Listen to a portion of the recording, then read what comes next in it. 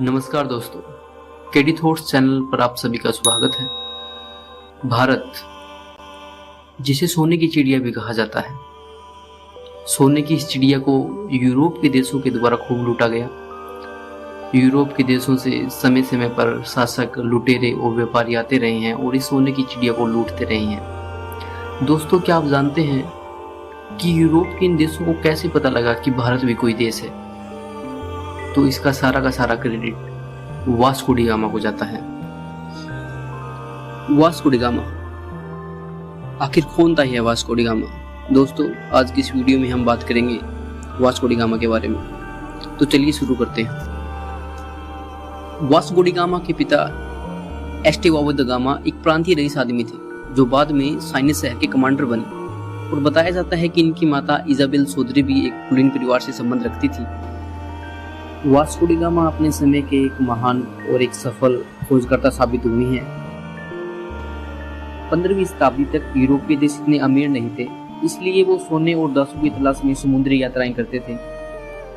एक देश से दूसरे देश में जाते थे और वहाँ के राजाओं के साथ संधि स्थापित करते थे और व्यापार करते थे, और जरूरत पड़ने पर लूटते भी थे।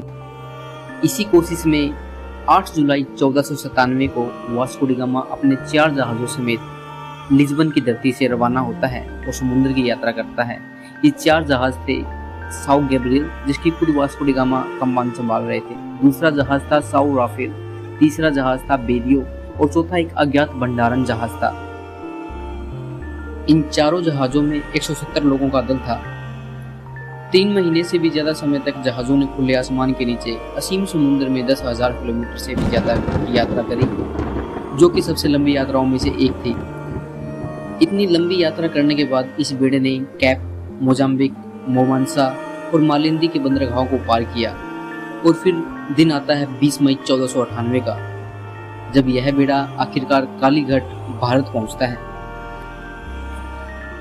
वास्को डी गामा अपने बेड़े के साथ मालाबार तट, जो कि अभी केरल राज्य में है, के कपड़ शहर में पहुंचता है, जहां पर आज भी वास्को डी गामा के आगमन को सुनहरे अक्षरों में पिरोया गया है। कालीघाट के राजा उस समय समुद्री जामोरीन थे, और भारत में सदा से ही अतिथि देवो भव की परंपरा रही है। जब वास्को डी गामा कालीघाट पहुंचता है तो उस समय समुद्री जामोरीन राजा उस राज्य में नहीं थे, वो किसी दूसरे राज्य में थे। जब उन्हें खबर मिलती है कि उनकी धरती पे विदेश से कोई नाविक आया है, तो वो तुरंत कालीघाट पहुंचते हैं और फुल जोर शोर से वास्को डी गामा का स्वागत किया जाता है। जामोरिन राजा वास्को डी गामा को दरबार में ले जाते हैं। दरबार में वास्को डी गामा जामोरिन राजा को कुछ भेंट प्रस्तुत करते हैं। भेंट के रूप में वे उन्हें लाल रंग के कपड़े की 4 लबादे, 6 टोपियां, 7 पीतल के बर्तनों और तेल के बैरल के समेत कुछ उपहार प्रस्तुत करता है। लेकिन जामोरिन राजा को ये उपहार कुछ खास पसंद नहीं आए। उनकी अपेक्षा थी कि वास्को डी गामा उन्हें सोने चांदी के उपहार प्रस्तुत करेंगे। समुद्री राजा और वास्को डी गामा की पहली मुलाकात कुछ खास असर नहीं लाती है और दोनों एक व्यापारिक संधि बिठाने में असमर्थ होते हैं।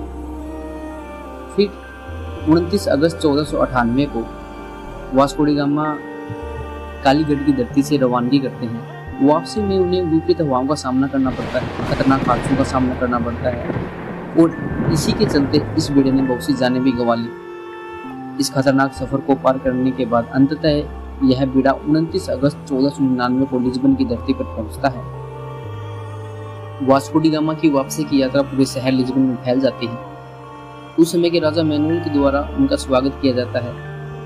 पूरे शहर में जुलूस निकाले जाते हैं, सार्वजनिक उत्साह किए जाते हैं, और राजा मैनुअल 2 पत्र लिखते हैं, जिसमें से एक पत्र जहाजों की वापसी के बारे में लिखा जाता है और दूसरा पत्र अगस्त 1499 में ड गामा की पहली यात्रा भारत के लिए, उसके बारे में लिखा जाता है। उसमें लिखा जाता है कि वास्को डी गामा ने एक नए देश की खोज करी है जिसका नाम है भारत। असल में उन्होंने समुद्री मार्ग की खोज करी थी जो सीधा भारत तक जाता था।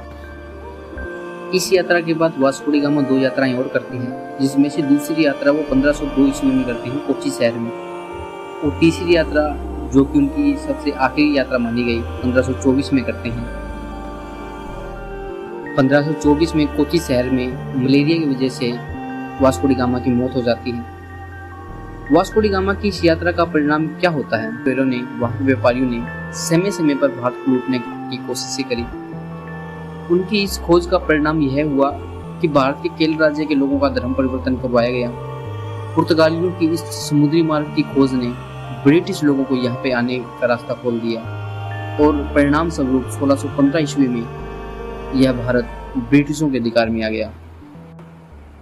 इसी घटना पर बेस्ड 2011 में मलयालम भाषा में एक मूवी प्रकाशित हुई थी जिसका नाम था अरुमी, जिसमें वास्को डी गामा को एक विलन के रूप में दर्शाया गया है। भारत में अब भी बहुत से लोग वास्को डी गामा को एक विलन के रूप में देखते हैं।